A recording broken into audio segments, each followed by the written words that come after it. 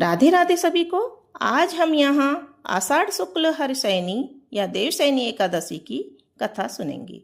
एक बार धर्मराज युधिष्ठिर ने कहा, हे केशव, आषाढ़ शुक्ल एकादशी का क्या नाम है? इस व्रत के करने की विधि क्या है और किस देवता का पूजन किया जाता है? श्री कृष्ण भगवान कहने लगे, हे युधिष्ठिर, जिस कथा को ब्रह्मा जी ने नारद जी से कहा था वही मैं तुमसे कहता हूँ। एक समय नारद जी ने ब्रह्मा जी से यही प्रश्न किया था। तब ब्रह्मा जी ने उत्तर दिया कि हे नारद, तुमने कलयुगी जीवों के उद्धार के लिए बहुत उत्तम प्रश्न किया है, क्योंकि देवशयनी एकादशी का व्रत सभी व्रतों में उत्तम है। इस व्रत से समस्त पाप नष्ट हो जाते हैं और जो मनुष्य इस व्रत को नहीं करते हैं वे नरकगामी होते हैं। इस व्रत को करने से भगवान विष्णु प्रसन्न होते हैं। इस एकादशी का नाम पद्मा है। इसे देवशयनी एकादशी, विष्णुशयनी एकादशी, आषाढ़ी एकादशी और हर्षयनी एकादशी के नाम से भी जाना जाता है। अब मैं तुमसे एक पौराणिक कथा कहता हूँ, तुम मन लगाकर सुनो।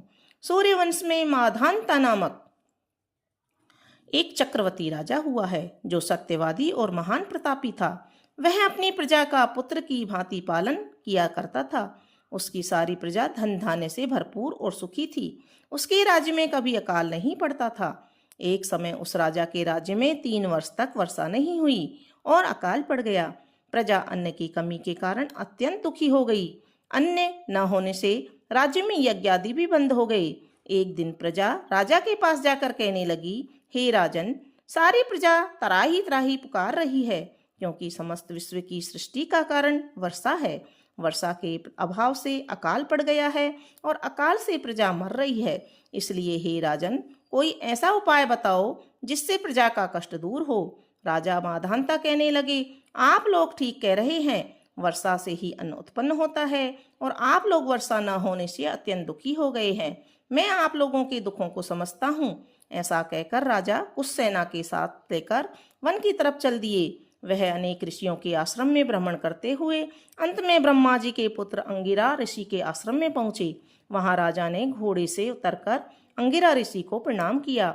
मुनि ने राजा को आशीर्वाद देकर कुशल क्षेम के पश्चात उनसे आश्रम के आने के कारण पूछा। राजा ने हाथ जोड़कर विनीत भाव से कहा, हे भगवान, सब प्रकार से धर्म पालन करने पर भी मेरे राज्य में अकाल पड़ गया है। इससे प्रजा अत्यंत दुखी है। राजा के पापों के प्रभाव से ही प्रजा को कष्ट होता है।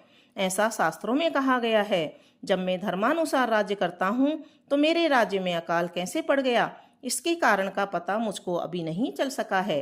अब मैं आपके पास इसी संदेह को निवृत्त कराने के लिए आया हूँ। कृपा करके मेरे इस संदेह को दूर कीजिए। साथ ही राजा, प्रजा के कष्ट को दूर करने का कोई उपाय बताइए। इतनी बात सुनकर ऋषि कहने लगे, हे राजन, यह सतयुग सब युगों में उत्तम है। इसमें धर्म को चारों चरण सम्मिलित हैं, अर्थात इस युग में धर्म की सबसे अधिक उन्नति होती है। लोग ब्रह्म की उपासना करते हैं और केवल ब्राह्मणों को ही वेद पढ़ने का अधिकार है।